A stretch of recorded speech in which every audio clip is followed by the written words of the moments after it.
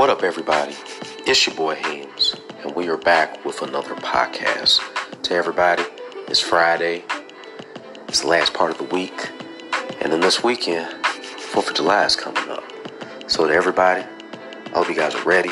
This is your pay period. You already know what it is, guys. Go ahead and get you that barbecue.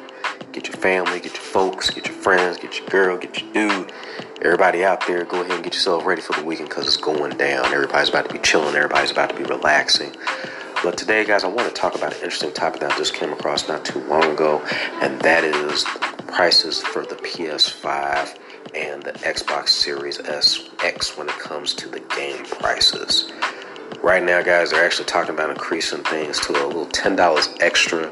So your typical game, which was running at, $59.99 or plus taxes, you're talking about about $64 and plus change. Now we're talking about $69.99. So you're talking about maybe spending over $74 and some change.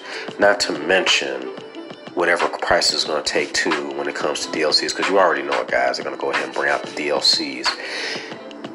When it came to video games and from growing up from back then, everything from the Sega to the N64, PlayStation 2 and all that, it was pretty much straightforward. Every game that they had, it was pretty much whatever was there is what was there. Like the old song goes, what you see is what you get. And it's funny looking at back then, games were about the same price from what I remember. Even back then for a Sega Genesis, you don't think about these things as a kid when your parents buy the stuff, but then when you actually later on go to the store, I was like, damn, I didn't know these games was that expensive. And I remember talking to a buddy of mine. He was like, oh yeah, Sega Genesis, same thing. It was in the $50, $60 range. So I was like, damn, even back then. And the good thing, though, back then was that they had mom and pop stores. So when you wanted to get or cop a game and stuff like that, you could get those just about anywhere. So what does that mean for everybody? It's a big one, because you're already dealing with the controversy of the console being already relatively too high. Now, according to certain leaks, they show that the console, at least the most expensive that it would be, was the $499. Basically making about $500 or $510 plus taxes, give or take, and not to mention if you're getting the warranty and any other accessories. If you get the digital console, then you're looking at $399, and plus taxes or the warranty, depending on how things are going. But is it really worth it? And so, speaking with GamesIndustry.biz, the IDG president and GO Yoshio Saki says that game pricing has remained flat since 2005, whereas TV and movie pricing has increased significantly.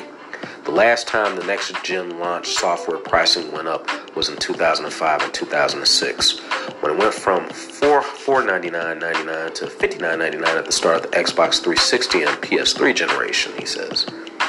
During that time, the cost and prices in other affiliated verticals have gone up. Saki says that next-gen console game production costs have increased by 200 to 300%, depending on the IP, studio, and genre, but the prices have remained at $59.99. Meanwhile, cinema tickets prices have risen 39%, Netflix subscription costs have gone up 100%, and cable TV packages have risen by 105%. Even the increase to $69.99 for next-gen, that price increases from 2005 to 2020. Next gen is only up 17%, far lower than the other comparisons, while the cost of development and publishing have gone up, and the pricing in other entertainment verticals have also gone up substantially. Next gen software pricing has not reflected these increases. $59.99 to $69.99 does not even cover these other cost increases completely, but does move it more in the proper direction. Now, guys, if you're asking me honestly, how do I feel about it?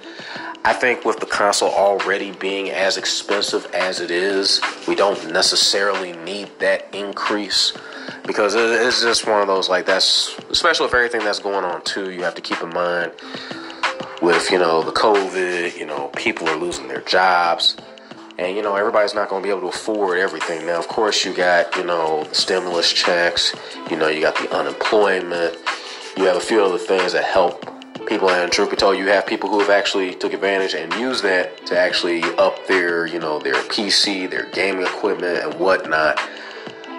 Will this necessarily be the next best step as far as with productions?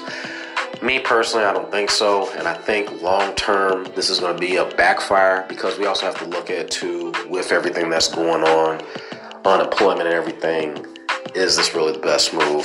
The best thing they could, as far as with me, I think they should have just gone ahead and kept everything the way it was. Yes, they're going to tell you, well, we're offering you, 4K resolution. We're offering you, a higher processor. That means the games won't even take as much time loading. Everything looks good. We got new titles, but yet you still have to appeal to the situation that's at hand. This basically puts everybody in positions like they say, either you got it or you don't. Either you can afford it or you can't. Of course, with every console jump, we always got at least a few years or so before they fully cut off. So to anybody, guys, if you're trying to pinch your pennies and stuff, I strongly recommend go ahead and hold on to your PS4. If you can still afford to get the PS4 Pro, go ahead and do so. But if you still got the original, I say hold on to that more and save your money. So that way, if and when you can, go ahead and get that PS5. But for now, hopefully they can go ahead and kind of figure out exactly what they're going to do as far as with the prices and so forth. But that's just my opinion. As always, guys, full disclosure, it's my opinion. Doesn't make mine necessarily right or wrong. You guys are also entitled to whatever you guys feel as far as with the prices. And guys, let me know in the comments if you guys think that the prices are legit, you think it's worth it, you think the console itself, that the price that they set it for, or the rumors are, do you think that it's worth the price with everything that's going on, or do you think they need to go ahead and bring that stuff down, including the Xbox X series?